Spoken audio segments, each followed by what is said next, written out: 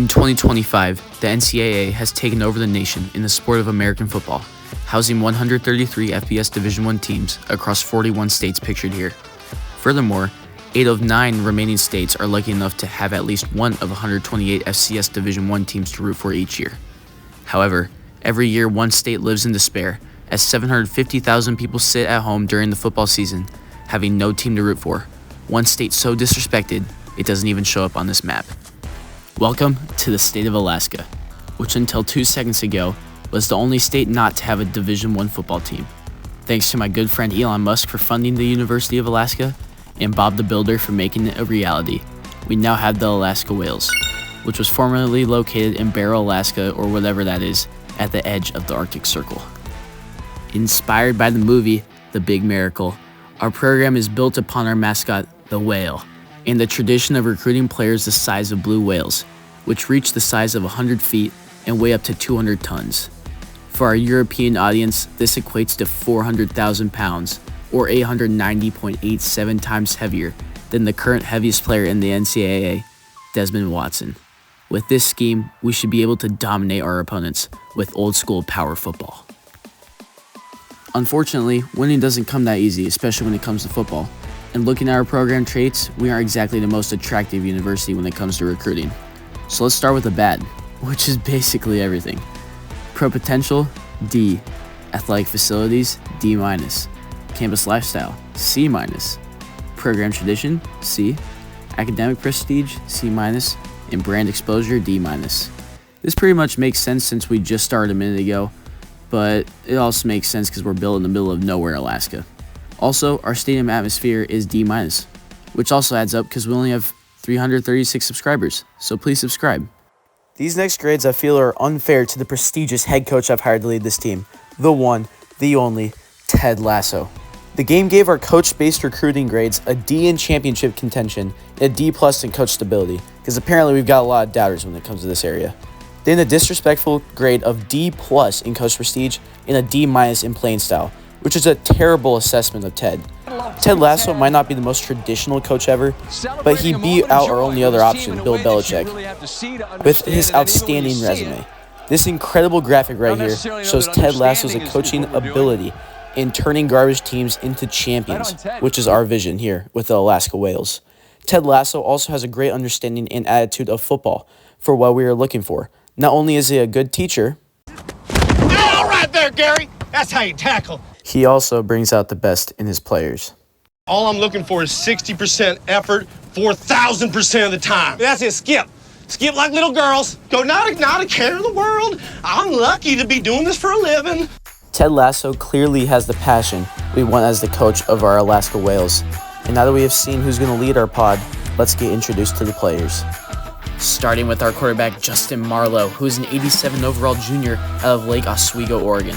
Marlowe has a good pocket presence with 94 throw power and 91 awareness, but suffers from a lack of speed, which hinders his scrambling.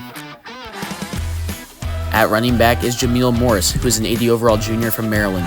Unfortunately, Morris and his backups lack running talent and are listed with the receiving back label, which narrows our tactics to passing, which is against our power football idea. Outside of his receiving stats, Morris has average attributes with only 87 speed and 64 trucking. Next, at wide receiver 1 is easily our best offensive talent, Jet Moore, who is also out of Lake Oswego, Oregon. Jet is part of what will become known as the Oswego Trio and has a great connection with Morris from high school, with 95 speed, 95 acceleration, and 94 catching, which makes him a key deep threat. To pair with Jet is wide receiver Zyrus Smith Jr., who brings a more physical side to the receiving corps at 6 foot 2 inches, with the physical badges double dip and layout. Also bringing physicality at tight end is veteran senior Maverick Ross, who brings just as good blocking as receiving to the table. Tight end is definitely one of our weakest positions, which we will be looking toward in the recruiting process. I also want to give a big shout out to someone every year that will be known as the Whopper, which according to ChatGPT is a super large whale. This nickname is given to the heaviest starter on the team and grants them automatic captaincy. This player is left tackle Garrett Lewis, who is a senior, meaning it is his last year as the Whopper. Our one notable defensive talent is junior cornerback Quan Harvey out of Oregon. Harvey is an all-around defensive athlete who is good on man coverage, zone coverage, and the blitz. Harvey has 95 speed, 95 acceleration, 93 agility, and 97 jumping, which basically makes him better than every receiver we will play against. Before we go to recruiting, we have a couple of good grades to assess. Firstly is the wild card, which is proximity to home, which can range anywhere from A to F. Weirdly, our conference prestige is B+, even though we are independent, which clearly means the NCAA overlooked us. And finally, to round it out with 2 A+, playing time, because we are trash and have nobody that lives in this state. And secondly, our uniforms, which you will see shortly in our first game. Now let's go on to recruiting. This will probably be our shortest clip of all the episodes about our recruiting class, but I wanted to show you it quickly. First, we got our first commit in Cliff Stewart. I thought this was pretty cool, but he committed when we gave him a scholarship. I've never had that happen before. Maybe I should try and go for lower people. But this is an old lineman, and he had some good weight to the team at 316 pounds. That's really good for them Whales. Then we got a couple tight ends here, Okonkwo and Anderson. Honestly, I'm trying to figure out which one's better. I can't really tell. They look both kind of average. But like I said, we needed to add some depth to the tight end position because it's looking pretty bad, and our starter's a senior. We got our first gem in Lawton. Hopefully he'll commit. Not the biggest in weights, but good as no lineman. And we were recruiting a lot of linemen. Like I'm saying, the tradition is to recruit heavy players. We're trying to make power football. And unfortunately, our only 4-star that's on the board is an X. I don't know what else to call it. Here's another gem. He'll look pretty good. He's left outside linebacker. Hopefully he'll commit as well out of New York. We only had 2 gems, and those were it. Another X, probably not looking too hard. And we recruited like 4 5-stars. We're trying to see if any of them will like us at all. We got Manhurts at quarterback. He would be a generational talent. Actually, we got 5 of them. We got Petty at D tackle out of Georgia. He looks kind of decent. Agbana at strong safety, and Woods at cornerback. So if we can get any of these guys, that would be good. As we switch here into our custom schedule, and I want to highlight a couple of key matchups we have coming up. In a very difficult schedule, we actually got quite a few ranked teams coming up, including #1 Georgia. Let's start off with our first game versus Washington, our first game in Alaska. That is going to be our regional rivalry. They're the closest Power 5 school to us, really, so that's going to be our regional rivalry. Moving into #10 Missouri. That one's also going to be at our home stadium in Alaska. That'll be intriguing. And this one's away at Georgia. Probably our hardest game all year. We'll see how Georgia's season shapes out. And my favorite game, the polar rivalry. The game between the Husky and the Whale. The fight for ice. The fight of snow. That is going to be very intriguing. We got a couple FCS games to help us out as well. Let's get into the game. And welcome to week 1 for the Alaska Whales. This week we will be playing our regional rivalry against the Washington Huskies. Hopefully we'll have them on our schedule every year. As you just saw, they're 84 overall to our measly 80, and our impact player is Jet Moore. So hopefully we can win this game as we render into the game. And it's a cold but sunny winter day here in Barrow, Alaska, where there's actually a lot of greenery around our stadium. Must be fake because I'm guessing vegetation is quite sparse in this northern Alaskan climate at this time of year.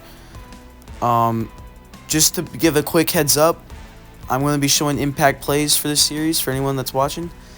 So first downs will be sparse, but just to make videos go quicker, they will be only impact plays. But I will show you this one as Marlowe hands it off to Morris, and it goes absolutely nowhere. An important 3rd and 5 here for Justin Marlowe and the Whales offense. Need to get the first down here on our first drive of the franchise. And it's passed, and it's caught by Richmond to the 40, to the 45, to the 47-yard line. Great reception there for Richmond, as that is the wide receiver 3. Quickly coming here on first down. Marlowe hands it off. No, fakes the handoff. Throws it here, and that time it's Snell, the wide receiver 4, and that's out to the 35 of the Huskies. And we are marching quickly. A little bit of a rough start. 2nd and 8 here for the Whales. The fake handoff, the play action, and there's an opening, and it's picked, and it's thrown behind. It was a great start, but a terrible pass there from Marlowe, as the Huskies will now take possession. And 1st and 10 here for the Huskies, looking to strike quickly here on the Whales after the interception. And they will fake the handoff, play action, and it's sacked for a fumble, and it's picked up by number 93, who is that? Logan, and he returns it for a touchdown for the Whales. What a turn of events. Turnover to back-to-back turnover, And this is actually in the favor for the Alaskan Whales. They put up the first points in franchise history as Logan brings it in for 6. Can we knock in the extra point? We do. 7-0 Alaska Whales. Great start to the series. And we're back here on defense. After first play being a turnover for a touchdown, a great start for this defense. They will hand the ball off this time, and it goes for nowhere. Great tackle there. In a similar third down situation as the Whales had on their first drive. An important one for the Huskies to try and strike back here. And he throws it, and it's caught. First down for Washington.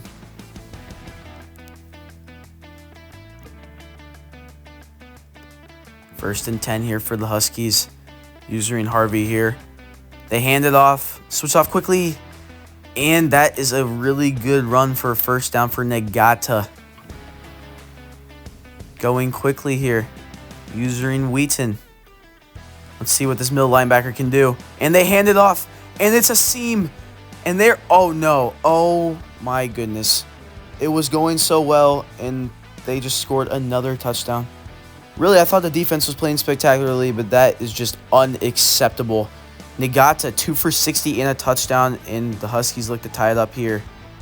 And the extra point is good.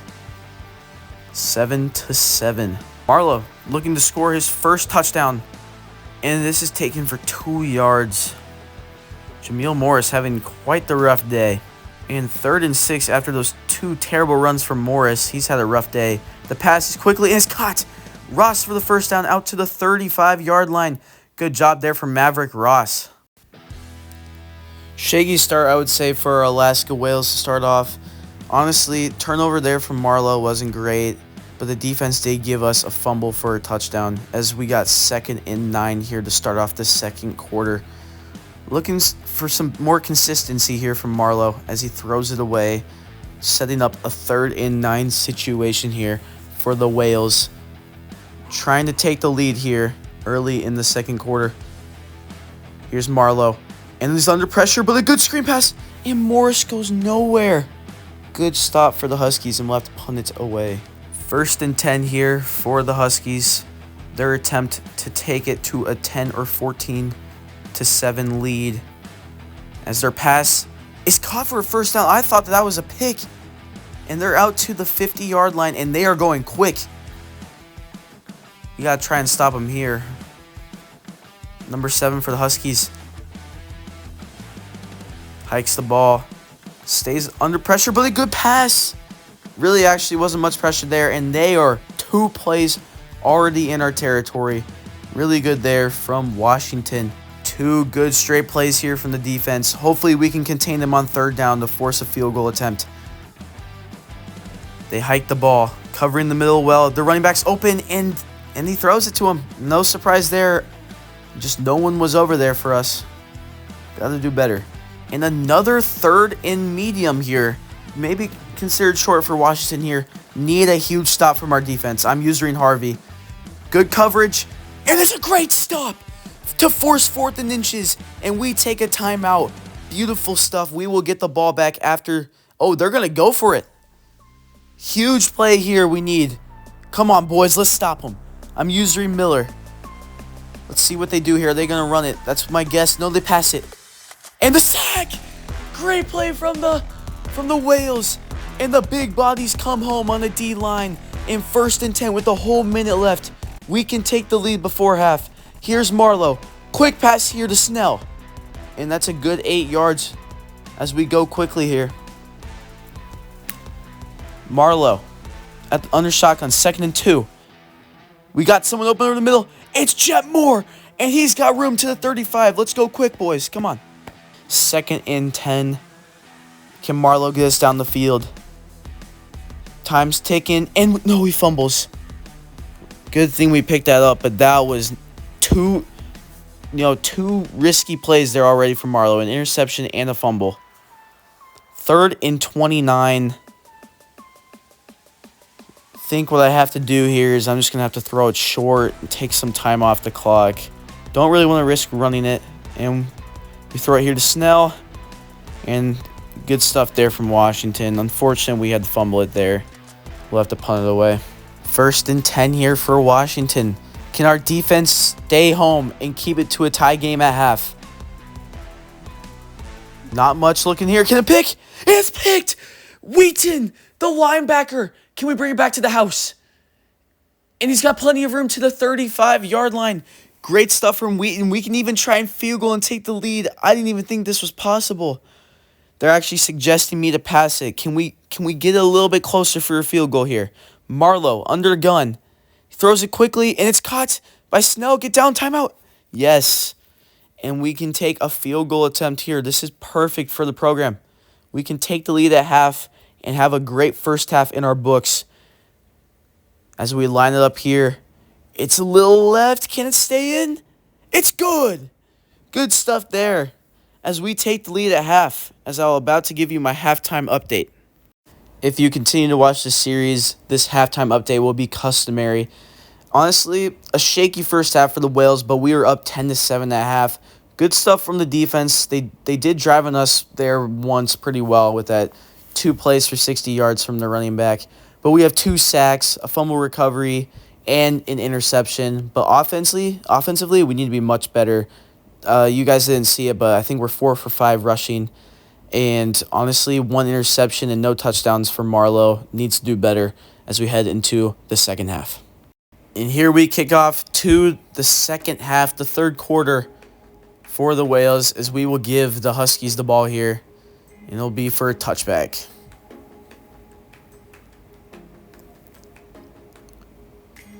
First and 10 here for the Huskies. Let's see if the defense can keep the lead. It's a fake handoff, play action pass. He's scrambling, and he's got a lot of room. He's got a first down. Don't know what the middle linebackers were doing on that play. And they're out to the 40-yard line, 3rd and 7. The crowd is getting hyped in Barrow, Alaska. Huge 3rd and 7.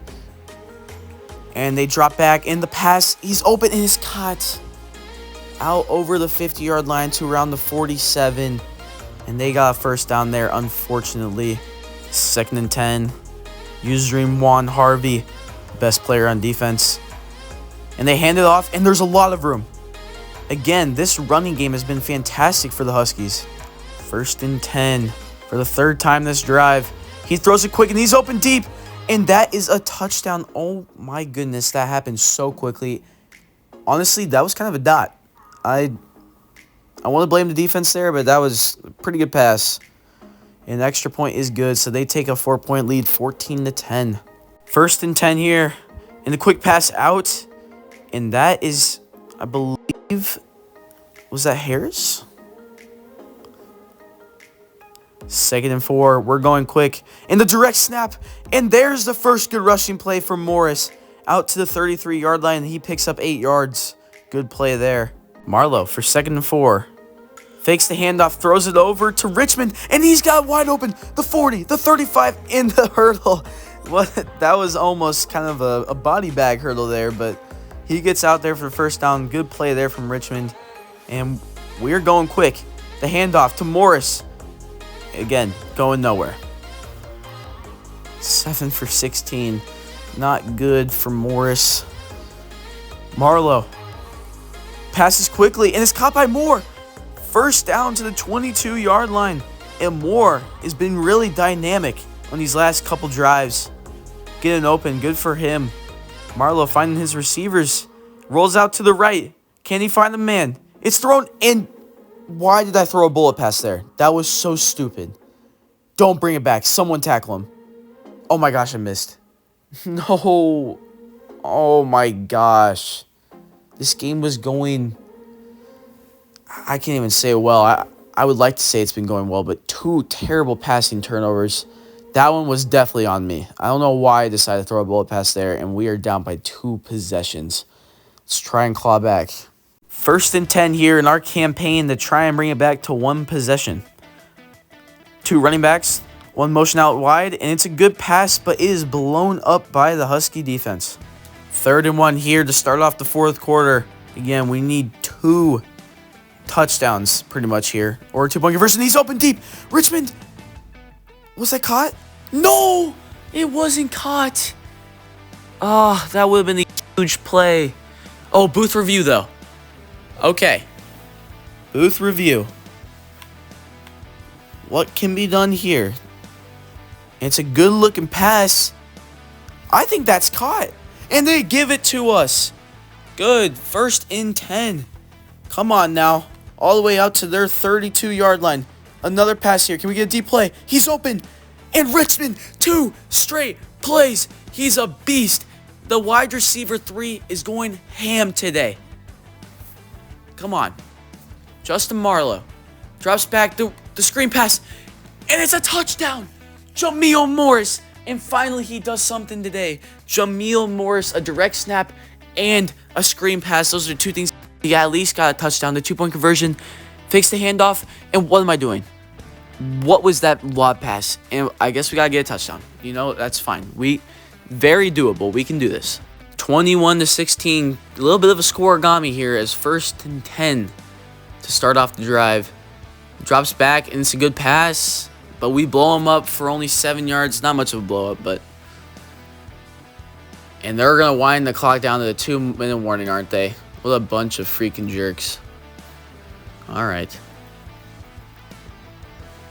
2nd and 3 here for the Washington Huskies as they are trying to pin the game away against us. We need to stop here. And we got them! 3rd and inches. Let's go. Come on. We take the timeout here. I can't stress how important a stop is here. 3rd and inches. We are padding the line. Here's the play. And he hands it off. And there's no one there. Oh, we tackled him inbounds. There is still a chance, but there's going to be so minimal time on the clock. Ah, man. 1st and 10 here. We're bringing the blitz. Come on, Logan. You already got us a touchdown. Get us another TFL. And they hand it off to the running back, or their wide receiver. Honestly, goes for more than it should have. We take the timeout. 2nd and 8. All right, boys. Come on now. No more timeouts left. And I'm sorry, guys. Honestly, I didn't even know the photo would cover the timeouts, but that's just kind of what's going to happen. And are they going to do it again? They hand it off to their wide receiver again. And it's stopped by Lacey. Great tackle. 3rd and 9. Everett Lacey, huge tackle. They wind down the clock. A stop here, and we can get the ball back with a chance. 4 seconds. 3 seconds on the play clock. He hikes the ball. It's a pass, and he's open the middle. Oh, gosh dang it. And we're going to pull him away. No, we're not. We're going to tackle him. And that's ball game. And welcome to the stat room.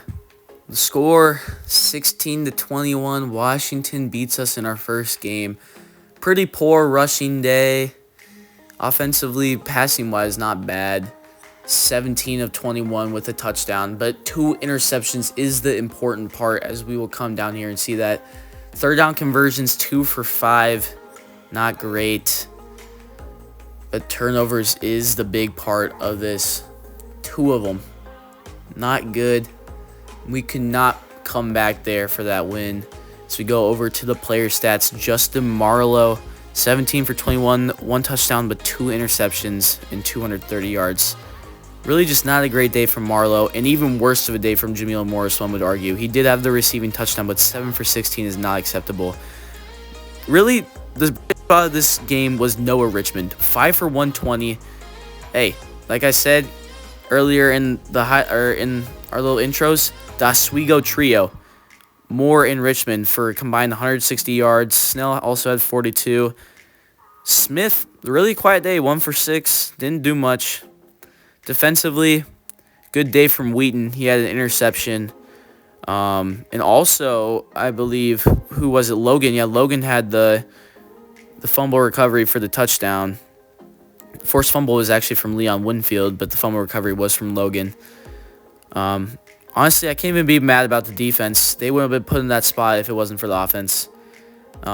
So we'll look to make that better. Quan Harvey, 5 tackles, but honestly too much for a cornerback. So 21-16's final score. We'll see you next week.